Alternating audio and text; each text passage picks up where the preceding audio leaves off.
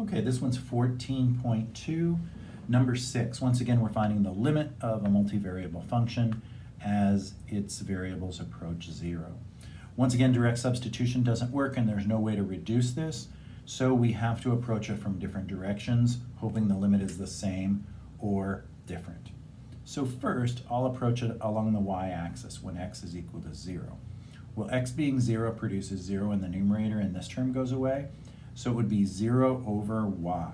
So it would be the limit as y approaches 0 of 0 over y, which is always 0. So it has a limit of 0 if I approach it along the y-axis. Okay, along the x-axis, that would be y is equal to 0. And it's going to produce pretty much the same thing.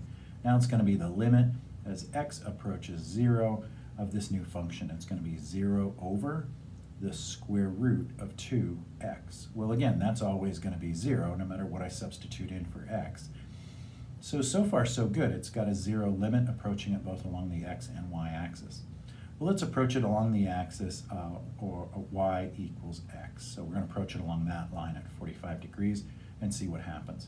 So I'm going to replace the y's with x's. So this will be the limit as x approaches 0 of, it'll be x squared divided by, this will end up being 3x squared under the radical, or it'll be x squared divided by radical 3x, which is equal to x over radical 3. And as x approaches 0, direct substitution works and gives me a limit of 0.